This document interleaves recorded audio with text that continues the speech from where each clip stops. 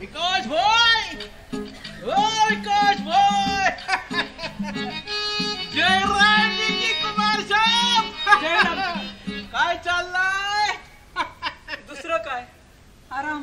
अरे आराम तो हराम है भाया. हो हो, खूप वेळा वाचलंय आणि ऐकलंय सुद्धा, पण असं उपदेशाने पोट नाही भरत हो शेठजी. अरे मी पण झाला तेच म्हणालो, पण फुले जला ते वेगळा वाटला. ते जाऊ दे, माझ्या निरोप दिला होतास का विकासला? शाला भेटला पण नाही आणि भाडा पण नाही दिला. शेठजी, तुमचं भाडं मी नक्की देणार, मी खात्री देतो तुम्हाला. अरे खाली देतो देतो देतो म्हणायची, द्यायचा काय नाही. शेठजी, तुमच्या भाड्याचा बंदोबस्त केलाय मी. अरे वा, तो लाव लाव. तो लाव लाव मेरा पैसा. अरे वा वा वा, हरे कृष्णा हरे कृष्णा हरे कृष्णा. पण आधी पगार तरी होऊ द्या. अरे तुझा पगार कवा येणार? नोकरी लागली ना की एका महिन्याने. याने की तेच मागील पानावरून पुढे चालू. मतलब माझा भाडा द्यायचा नाही वाटता. खोटं, झुटी बात. अरे कौन करता है, तू या मैं? साला तू. अरे अरे क्या क्या क्या बोलता है तू? टांग तुझी टांग. ए, ए, ए, साला साला गाली देता है. साला कोर्टात केस घाली आणि तुझा भाडा वसूल अरे कराय. जा रे जा, घाल कोर्टात केस आणि कर वसूल तुझे पैसे, पण इथे माझं डोकं उठवायला येऊ नकोस. बोंब मारतो सुगाच. अरे बोम, हे छप्पन नाही ठेवणार डोक्यावर. अरे तू छप्पर उडवलास ना तर मी तुला उडवेन. हं? आणि हे सुसंस्कृत लोकांचं घर आहे, खिशात पैसे नसले म्हणून काय झालं? नीट बोलत जा शेठजी. हाँ हाँ हाँ हाँ, पूरा ध्यान रखूंगा. तेरा सामान रस्ते पे नहीं फेंका तो देख. अरे जा. मला दादागिरी दाखवते काय? साला माझ्यात पैसा आणि मला अटक. पण हे शेठजी डरने वाला अरे नहीं जा है. रे. अरे ये शेठजी झुकेगा भी नहीं साला. अरे किती बघितलंय, जा जा. अरे क्या समझता है? अरे ये शेठजी है शेठजी, साला झुकेगा भी नहीं. अरे जा रे जा. अरे इथे चाललंय काय आणि याला भाड्याचं पडलंय. दादा, मला जरा बोलायचंय तुझ्याशी. काय झालं? बोल ना, काय बोलायचं होतं? अरे अरे काय चालवलंय का तुम्ही दोघांनी? तू नीट बोलत का नाहीस माझ्याशी? तू नीट बोलत नाहीस, वहिनी सुद्धा आता पूर्वीसारखी माझ्याशी बोलत नाही. का रे असे वागता माझ्याशी? माझं काही चुकलंय का रे दादा? काहीतरी वाईट घडलंय का माझ्या हातून म्हणून असं अबोल राहायचं ठरवलंय तुम्ही? नक्कीच नक्कीच काहीतरी चुकलंय माझं. दादा, मी ज्या तऱ्हेनं वहिनीशी बोलतो वागतो, त्या वागण्यात त्या बोलण्यात माझं काही चुकलंय का रे दादा? अरे सरळ सरळ उघड उघड सांग रे, काय ते मनात काही सुद्धा लपवू नकोस रे. नाही कुमार, तुझं काहीच चुकलेलं नाही, उलट माझंच चुकलंय आणि त्यामुळे माझ्या मनाला एकसारखी टोचणी लागली आहे. पण माझं काय चुकलं तेच मला कळत नाही. दादा दादा, अरे असं एखाद्या परक्या माणसासारखं का रे वागतोस माझ्याशी? गेले 4 दिवस मी पाहतोय तू नीट बोलत नाहीस माझ्याशी. बोललास तरी एखादा शब्द बोलतोस आणि तो एखादा शब्द आठवला ना की वाटत तू माझ्यापासून कुठेतरी दूर दूर होत चाललाय. दादा दादा, अरे तू असा गप्प उभा राहिला तर मी समजू तरी काय? म्हणे माझंच चुकलंय. अरे काय चुकलंय तुझं? त्याचाच तर विचार करीत आहे मी कुमार. विचार करीत बसण्याची ही वेळ नाही का? शेवटी योग्य तेच करावं लागेल तुम्हाला. अहो, विचार करीत बसाल तर फसाल. क्षणाक्षणाला वेळेचं महत्व वाढत आहे. मामा, तुम्ही पुन्हा आला तिथं? यायचा विचार नव्हता, पण यावं लागलं. विकाससाठी यावं लागलं, कारण माझ्या भाचीचं संबंध आयुष्य मी त्यांच्या हाती दिलंय. म्हणून त्यांच्या हिताची काळजी करणं हे माझं कामच आहे. थोरल्या भावाची योग्यता न जाणता माणुसकीला पारखा झालेला मी नाही. मी माणूस आहे, माणूस. म्हणे दादा, काय चुकलं रे माझं? दादाच्या नावाला काळा फासायला तयार झाला त्यावेळी मामा तोंड बंद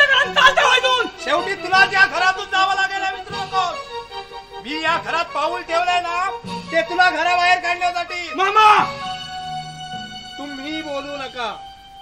तुला तुझं मन ग्वाही देते की मी दादाच्या अंधश्रद्धेवर कोणतंही नीच काम पचवीन, पण आता तसं होणार नाही. त्यांची तुझ्यावरची अंधश्रद्धा उडाली आहे आता. मामा माझ्याच घरात येऊन माझ्या कुमारला बोलण्याचा तुम्हाला कोणी अधिकार दिला? माझ्या कर्तव्यानं. कुमार, आतापर्यंत विकास तुझ्या अंधश्रद्धेमुळे आंधळे झाले होते, पण शेवटी तू दोष बनवलं त्यांना. वाईटातून चांगलं बाहेर निघतं म्हणतात ना, ते हेच. आतापर्यंत त्यांना फसवलं, पण याच्या पुढे ते फसणार नाहीत. समजलंस? विकास असे गप्प का?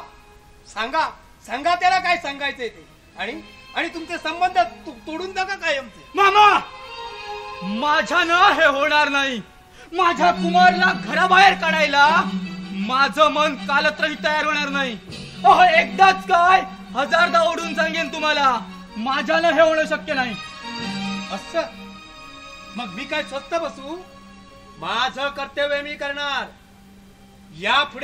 यापुढे कुमारला या घरात राहू देणं हे माझ्या भाचीच्या चिलाच्या दृष्टीने घातक आहे. म्हणून आत्ताच्या आत्ता. मामा असं सांगण्याचा तुम्हाला अधिकार नाही. माझ्या पाठीवर पाय देऊन आलेला माझा धाकटा भाऊ आहे तो. अजूनही वेर पांघरले तुम्ही विकास, पण आता मी हे चालू देणार नाही. तारुण्याची सगळी सुख उपभोगायची आहे तुम्हाला. सगळ्या सुखाचा आस्वाद घ्यायचा आहे. हे विसरून कसं चालेल? म्हणून माझ्या कुमारला विसरायला सांगता तुम्ही मला? योग्य तेच सांगतोय मी. आधी कुमारवरचं मायेचं ओझं दूर करा, नाहीतर भावी आयुष्य मातीमोल होईल तुमचं.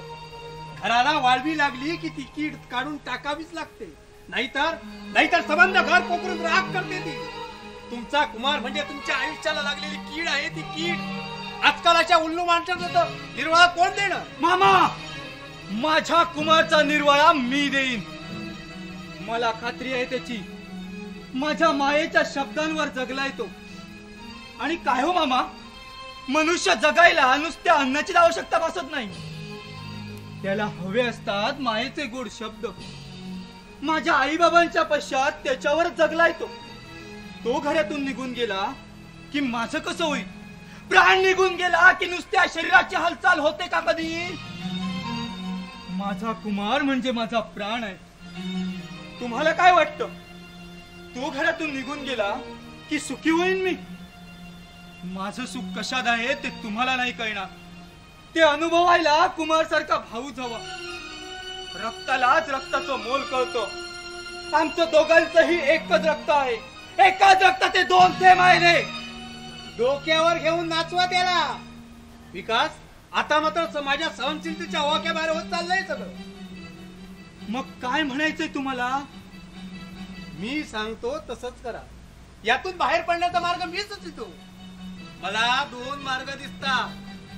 कुमारनं या घरातून कायमचा निघून जाणं हा पहिला मार्ग, किंवा मंदाला घेऊन तुम्ही माझ्या घरी येऊन राहा.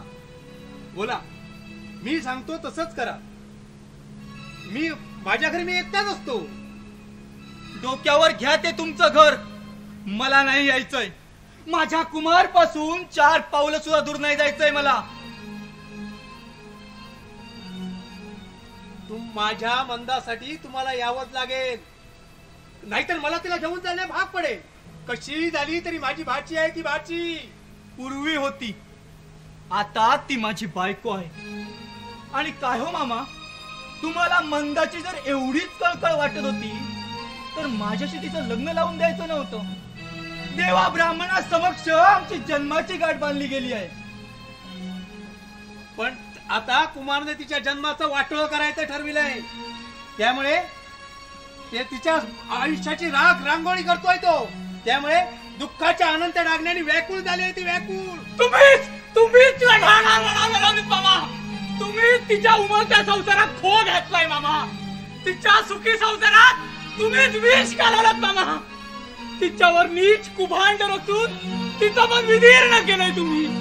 म्हणून ती रडते, अश्रू ढाळते. मामा, जर तुम्ही फक्त माझ्यावरच आरोप केले असते ना तर ते कदाचित मी सहनही केले असते, पण वहिनीची ती अवस्था पाहिली की असह्य होत. मामा, वहिनीवर असे आरोप करण्यापूर्वी तिच्या पवित्र मनाला काय वाटेल याचा तरी विचार करायला हवा होता. अरे खरं तर माझाच चुकलं. दादा दादा काय केलं मी हे? माझाच चुकलंय रे. पाहिलं विकास काय म्हणाला कुमार? दादा माझंच चुकलं. काय सांगायचंय त्याला या वाक्यात? मामा, एक शब्द बोलू नका. कुमार, जे बोलू नये ते बोललायस तू. या एका वाक्याने दादा माझं काय चुकलं या एका वाक्याने तुझ्या पापाची कबुली दिली. आता एक क्षणभरही थांबू नको. तुझं हे काळं तोंड एक क्षणभरही दाखवू नकोस आम्हाला. दादा जा रे मी चालता हो. परत जातो. कुमार, आता हे सहन करण्याची शक्ती नाही आहे माझ्या अंगात, म्हणूनच जातो.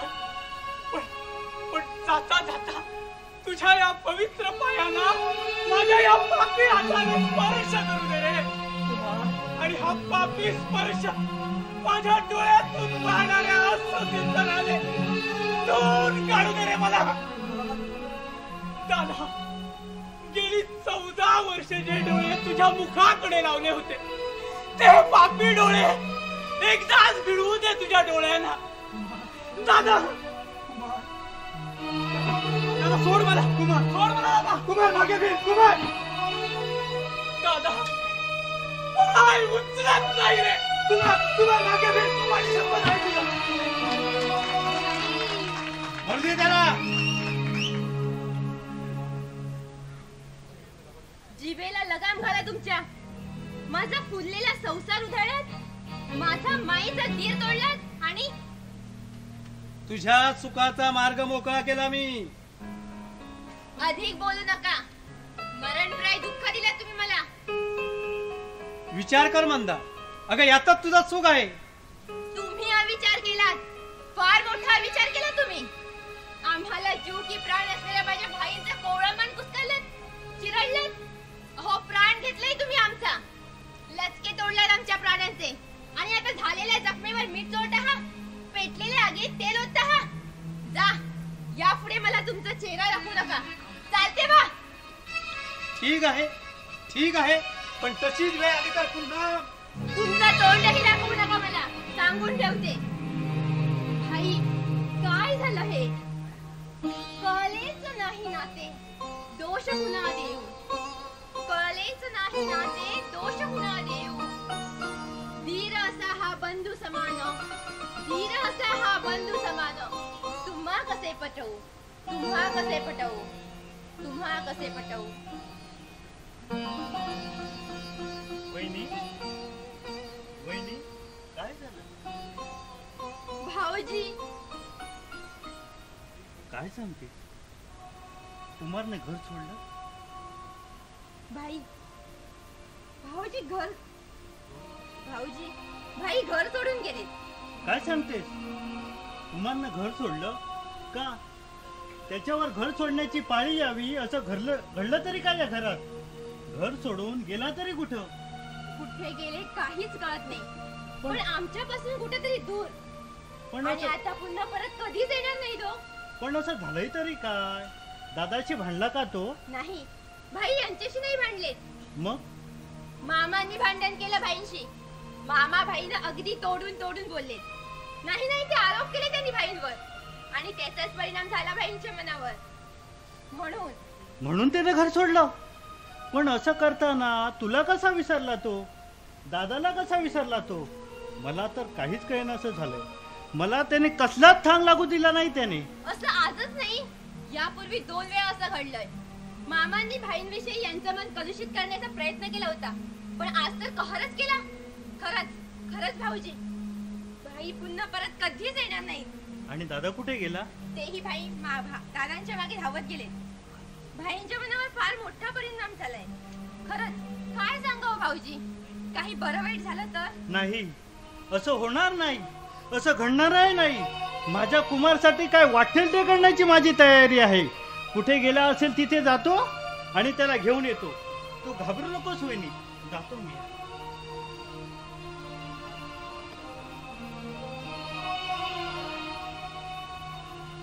मंदा, तुम्ही पुन्हा इथं आलात का?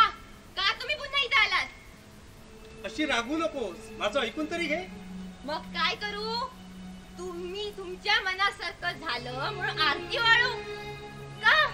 का असं चळवळत मांडलंय तुम्ही? सांगा. अजून समाधान झालं नाही तुमचं?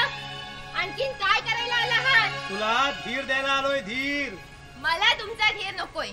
मला माझा धीर हवाय, धीर. तुम्ही त्याला घराबाहेर काढलं. तुम्ही जा.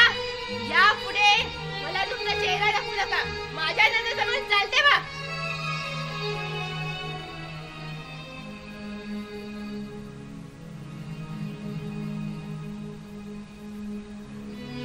अरे वा प्रकाश, अगदी वेळेवर आला तू. काही महत्वाचं काम झालं. अहो, तुमच्यासारखी धूर्त माणसं लाभल्यानंतर कुठलंही काम पत्ते व्हायला हवं.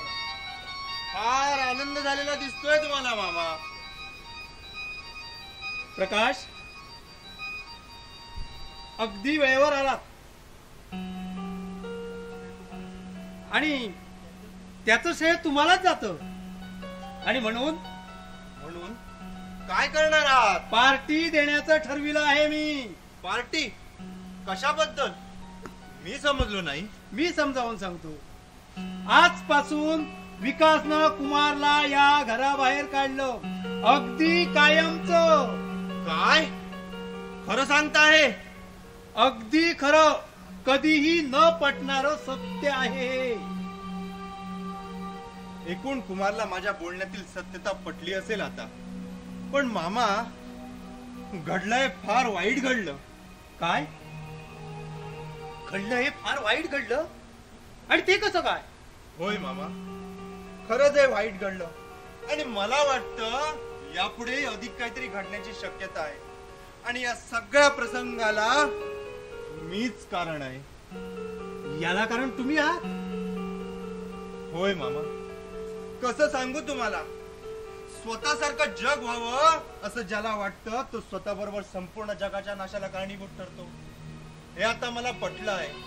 मामा, अधिक काही बोलत नाही, अधिक काही बोलण्यासारखं उरलंही नाही. आणि उरलंच असेल तर ते बोलून वेळ घालवणं म्हणजे पेटलेल्या वणव्यात तेल ओतण्यासारखं आहे. हे हे हे तुम्ही बोलताय प्रकाश? अहो, 2 महिन्यापूर्वी कुमारच्या बुसटलेल्या आयुष्याचे पाढे मला तुम्ही ऐकवले. त्याचा कलंकित जीवनातील कलंक तुमच्याच मुखावाटे उधळला. आणि आज कोण प्रकाश आहात की?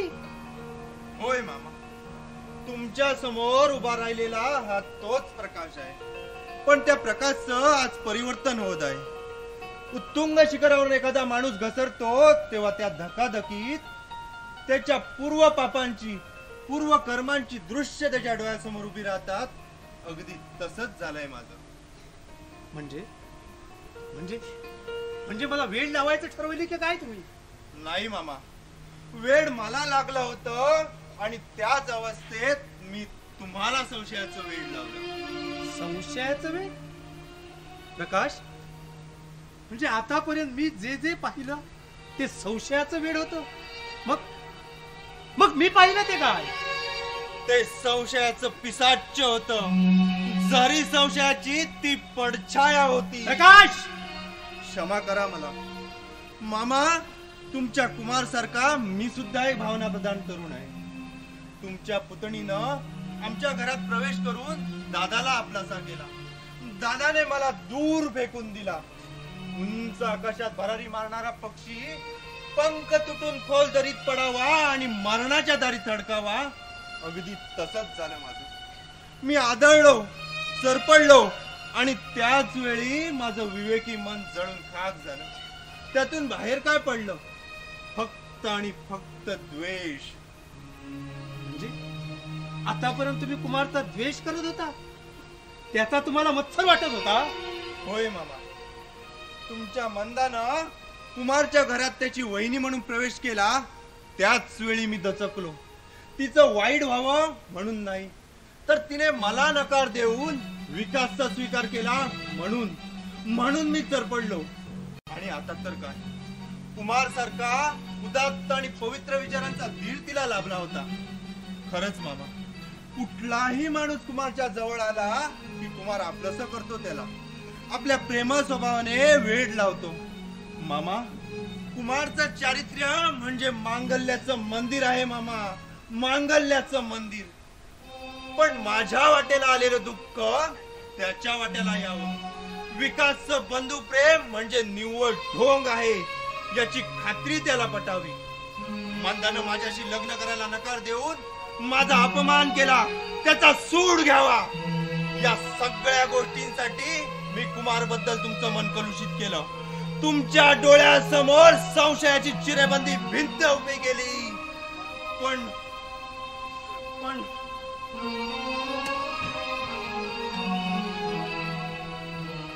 पण याचा परिणाम काय होईल याचा विचार केला नाही प्रकाश. अरे संशयाचं जहरी शस्त्र तुम्ही माझ्या हाती दिलं आणि मी मात्र दगडासारखं कठोर मन करून कुमारच्या काळजावर घाला घालत गेलो. अरे रे, दुसऱ्याच्या शिकवणीला बळी पडलो आणि एका निष्पाप जीवाचं जीवन उद्ध्वस्त करायला कारणीभूत मी झालो. मंदाचा सुखी संसार उद्ध्वस्त करण्याचं पापकर्म मी केलं.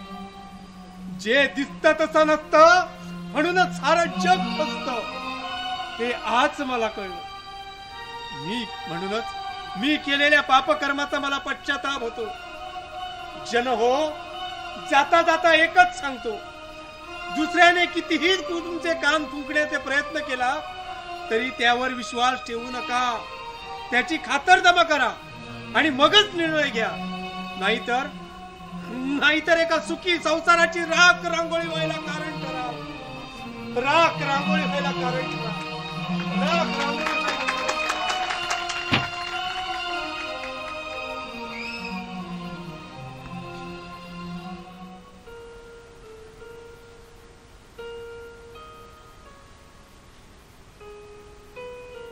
दादा, अरे बाहेर जाणार होतास ना, मग असा थांबलास का?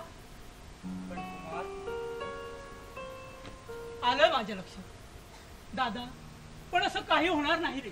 मी खरंच कुठेही जाणार नाही. असं काही सुद्धा मनात आणू नको.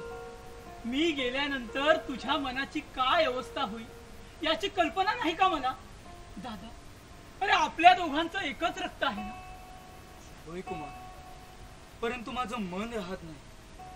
थोड्याच वेळापूर्वी नंदन जर इथे आला नसताना तर मला नाही वाटत आपण दोघे इथे बोलत राहिलो असतो. उगीच काहीतरी मनाला लावून घेत नाही रे मी. तू गेला असतास आणि मी गेलो म्हणून तुझ्या भळव्या मनाला किती दुःखाच्या वेदना झाल्या असत्या याची कल्पना नाही का मला? म्हणून म्हणतो दादा, अगदी निर्धास्तपणे जा. मुळीच मागे पुढे पाहू नकोस. जा दादा, जा. कुमार, हे तुम्ही आणि हे बघ, अगदी लवकर परत येतो. बर. अरे असं काय करतोस? असं मागे पुढे काय बघतोस दादा?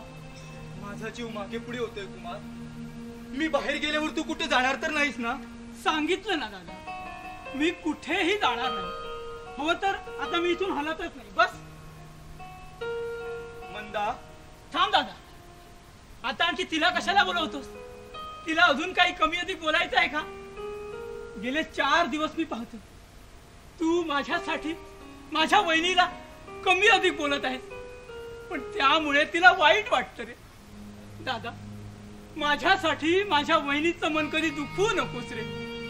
एक वेळ तू मला विसर, पण माझ्या वहिनीला कधीच अंतर देणार नाही.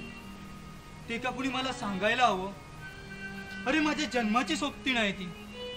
पण तुम्हा दोघांच्याही सहवासात आयुष्य घालवावं असंच वाटतं कुमार. अरे जा ना. असं वेड्यासारखं काय करतोस दादा? जा जा जा म्हणतो ना. बरं बाबा.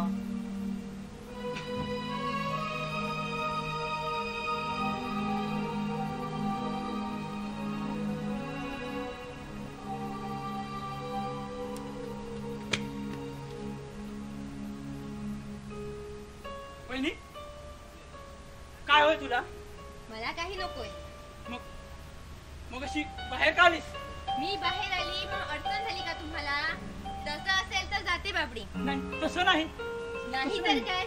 मला माहितीये माझ्यापेक्षा तुम्हाला हातातल्या पुस्तकाची जास्त गोडी. मी कोण तुमची? तुम्ही असं वागता आणि आता हे सुद्धा बाहेर गेलेत पण जाताना एका शब्दाने देखील सांगितलं नाही. म्हणजे दादाने बाहेर जाताना सांगितलं नाही तुला? बायकोला कशाला सांगतील? आपल्या लाडक्या भावाला सांगून गेले असतील. भाऊ लाडका आणि मी. वहिनी जा तू आत. वाईट वाटून घेऊ नकोस.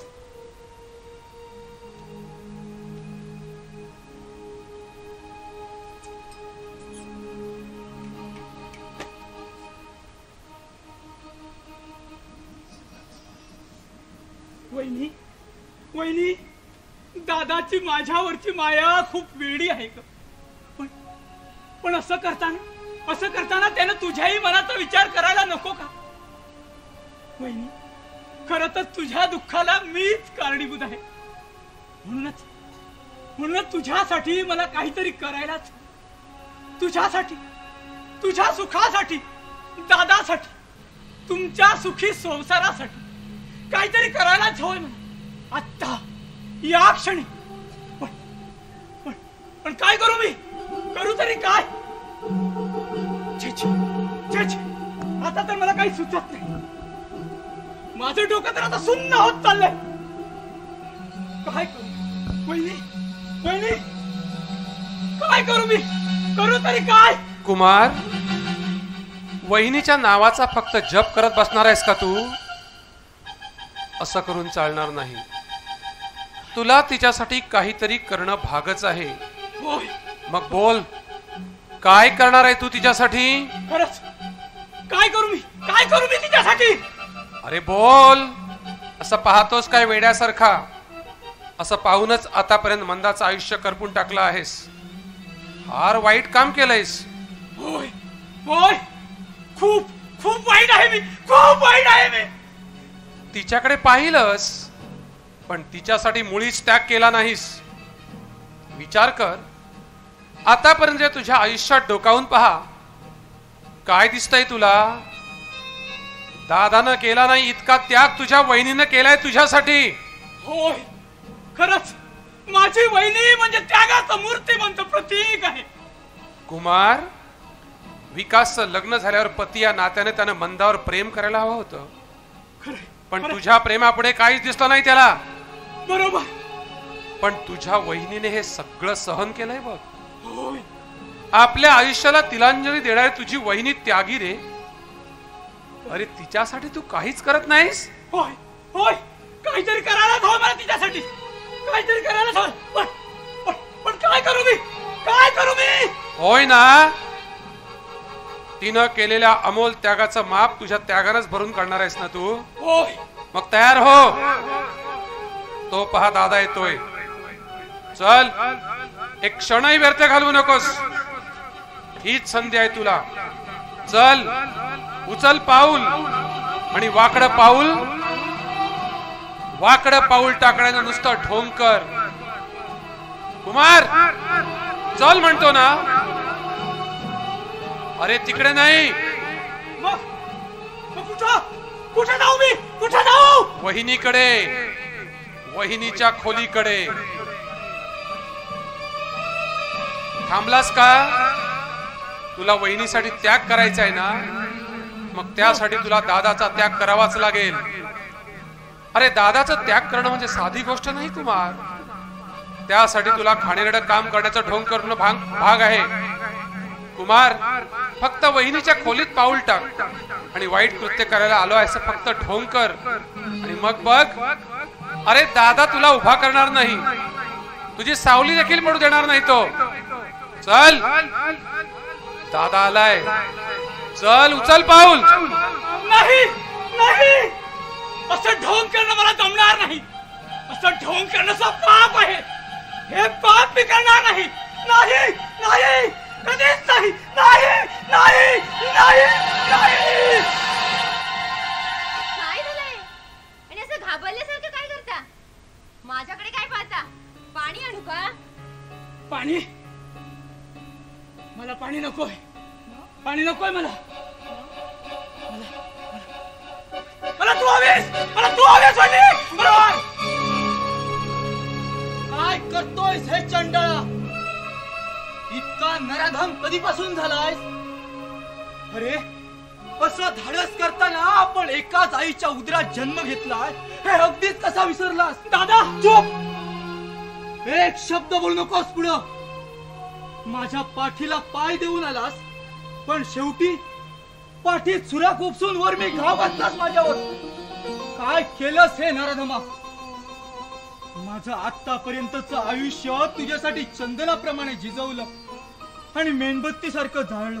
त्याचं असं बक्षीस दिलंस मला? पण दादा, तोंड बंद कर म्हणतोय ना. दादाचं नातं लावायला काहीच कसं वाटत नाही तुला? ते नातं केव्हाच संपलंय. आणि काय ग, तू अशी थांबलीस का तिथंच? ये पुढे ये आणि भेट तुझ्या भाईला. अरे देवा, काय झालं हे? जसा काही तुला यातला गंधच नाही. संभावितपणाचा आव आणतेस काय? शेक्सपियर म्हणतो ते उगीच नाही की स्त्री जात तेवढी निमग्राम आहे. दादा तोंड बंद कर नादान माणसा.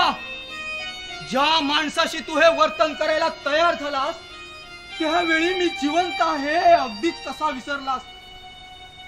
त्या मुख्या जीवाला तरी याची काय कल्पना की याचा शेवट फार भयंकर होणार आहे. पण लक्षात ठेव कुमार, माझ्या अंगाची आग होते, आता लाई लाई होते माझ्या अंगाची.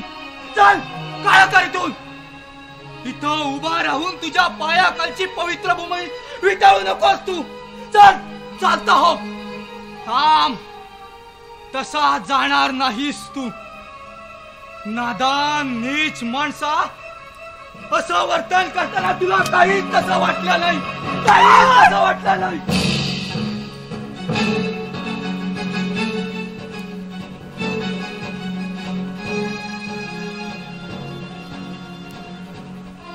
दादा,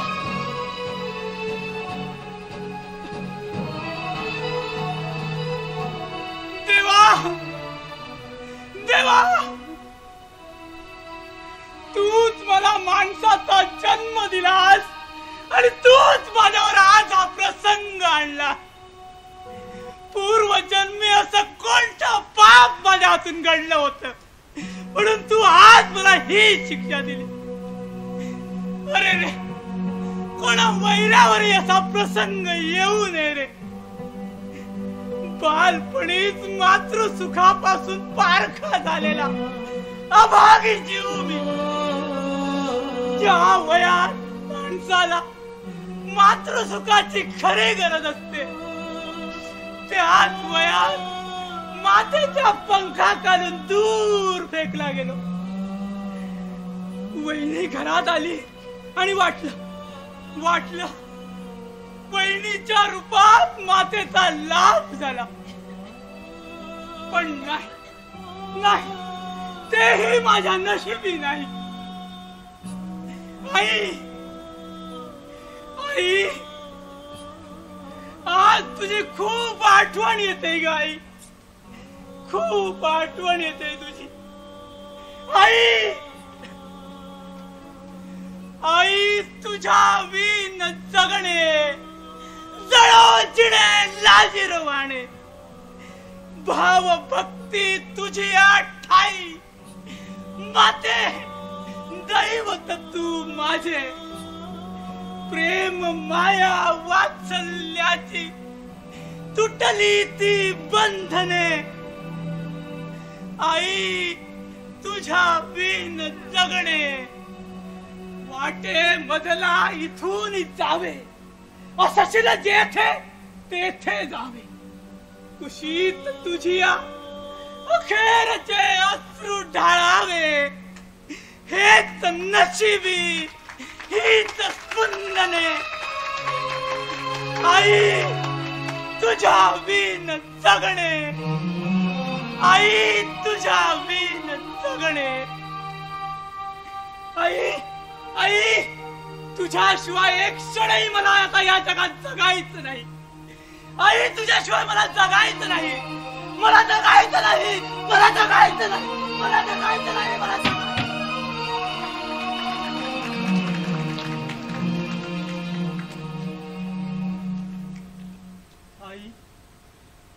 माझ्या विकासची ही भयंकर अवस्था बघतो. अशा वेळी जर मला कुणी पाहिलं ना तर वेडा म्हणून बोट दाखवतील माझ्याकडे. खरोखरच वेळ लागायची पाळी आली आहे माझ्यावर. यातून सुटका करून घेण्याचा आता एकच उपाय. मंदा, माझ्या घरातलं हे पाप नाहीसं केल्याशिवाय माझं मन शांत होणार नाही. मंदा, बाहेर ये. आत बसून भाईच्या नावाचा जप करत होतीस वाटतं. जप करून तो परत येणार नाही. तो गेला.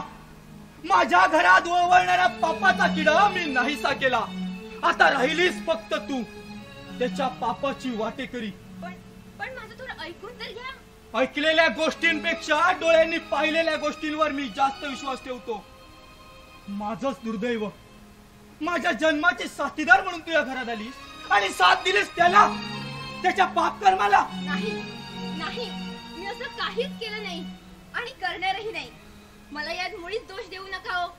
तुम्ही जे काही पाहिलं ते काय घडलं, कसं घडलं आणि का घडलं मला काहीच कळत नाही. थांब, बस इथं बस. मंदा, टाळी एका हाताने वाजत नाही. टाळी वाजण्यासाठी लागतात 2 हात. त्याचा एक हात मी फेकून दिलाय. राहिलाय दुसरा. तू आता तुझा शेवट करतो. मंदा, तुझ्या प्रिय भाईचं स्मरण कर आणि तुझी शेवटची इच्छा पूर्ण करून घे. बस आता फक्त एकच क्षण, फक्त एकच.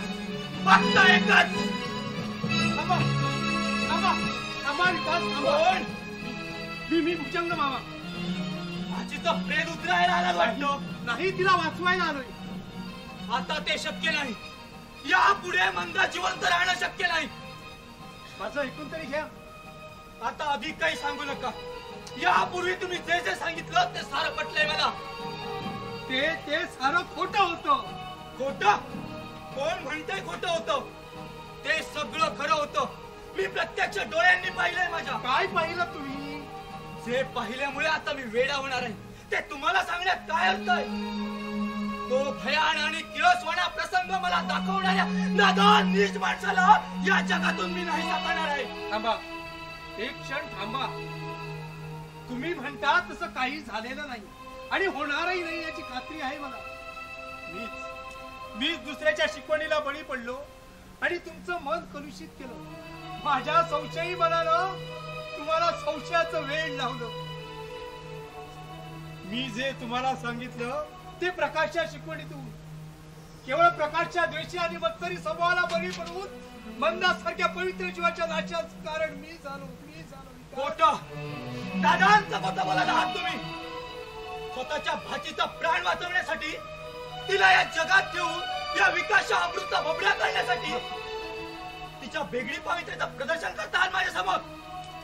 ते मला पटणार नाही. दादासाहेब थांबा. कुमारबाईंचा पुत्र नाही चंदू, यावेळेस तू माझ्यापासून दूर राहा. पण कुमारबाईंचा पुत्र एकदा वाचा तरी. वाटल्यास पाडून पण टाका, पण एकदा वाचा हो. काय कुमारचं पत्र? हो, तुम्ही का बसा हो. एका कारणीभूत तुम्ही असाल. पण कुमारबाईंचं पत्र एकदा वाचा हो. हे घ्या बाई.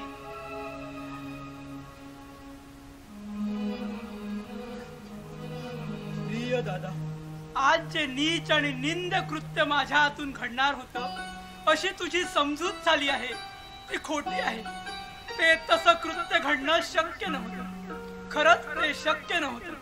तू समजतोस ते नीच आणि पापी कृत्य करण्याचं मी सर्वस्वी सोंग केलं होतं. पण याचा परिणाम असा भयंकर होईल याचा मी दूरवर विचार केला नाही. त्यामुळेच एका भोळ्या, सुशील व पवित्र जीवाच्या नाशाला मी कारणीभूत होणार होतो. त्या नीच कृत्याचं सोंगाचं कारण अगदी निराळं आहे. दादा, तुझं लग्न झाल्यानंतरही तू माझ्यावरची अपार माया कमी केली आहे. उलट माझ्या वहिनीकडे दुर्लक्ष केलं. तिच्या हौसा, इच्छा, मन केवळ माझ्यासाठी मारलंस. मी हे बघत होतो पण सहन करू शकत नव्हतो. म्हणून तुमच्यापासून दूर जाण्याचा मी निर्णय घेतला. जंग मामांनी तुझ्या मनात माझ्याविषयी संशय निर्माण व्हावा, माझी घृणा वाटावी यासाठी माझ्यावर अनेक आरोप केले. पण तुझ्या थोर मनानं संशयाला बिलकुल थारा दिला नाही. हे असंच होत राहिलं तर वहिनीच्या सर्वस्वाचा होम करण्याचं पाप माझ्या माथी बसेल असं मला वाटलं, म्हणून मी हा निर्णय घेतला. वाईट कृत्य करण्याचा बहाणा केला. तुझी माझी ताटातूट होण्यासाठी या मार्गाशिवाय दुसरा मार्ग नव्हता. याच्याशी माझ्या वहिनीचा काहीही संबंध नाही. अगदी निष्कलंक आणि पवित्र आहे ती. त्या पवित्र जीवाचा नाश होण्यापेक्षा आता मीच माझा आत्मनाश करणार आहे. दादा, मला क्षमा कर. कुमार, कुमार, काय केलंस? चंदन, चंदू, मामा, माझा कुमार कुठं आहे? विकास, चंदना, काय केलंस? मी काय केलं आणि काय झालं? कुमार, कुमार, कुमार, कुमार, कुमार, माझ्या लाडक्या आलास तू. आता कुमार कुठे गेला? या धूर्त विकासला जिवंत सोडून माझा कुमार गेला तरी कुठे? कुमार, कुमार, कुमार, कुमार, कुमार, तुझ्या लाडका आला नाही. ये बस.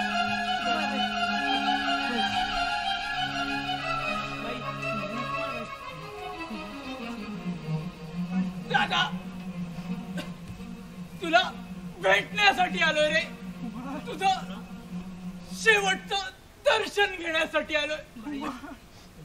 वहिनी, माझी वहिनी कुठे आहे? भाई, काय वहिनी. केलं ते? माझं हे अभागी मस्तक तुझ्या मांडीवर घेऊन तुझ्या मायेची शेवटची पाखर दे ग मला. वहिनी, वहिनी, आता फक्त काही क्षणांचा सोबती आहे ग मी. विष घेतलंय मी. या दुष्ट जगाचा संपर्क टाळण्यासाठी एक भयंकर विष घेतलंय मी. चंदन, दादा, दादा, वाईट वाटून घेऊ नकोस रे. आजपर्यंत माझ्याकडून काही चुकलं सवरलं असेल तर या तुझ्या दुर्दैवी भावाला क्षमा कर. कुमार, चंदन, चंदू, कोणीतरी जा रे आणि ताबडतोब टॅक्सी घेऊन या. माझ्या कुमारला हॉस्पिटलला नेलं हवं. नाही, नको नको कुमार, त्याचा आता काही उपयोग होणार नाही. मी घेतलेलं विष इतकं भयंकर आहे की आता ते सोबत करेल माझी. वहिनी, तुझ्या शीतल मायेचा सहवास लाभला, समाधान झालं. आता यापुढं हा सहवास मला लाभणार नाही.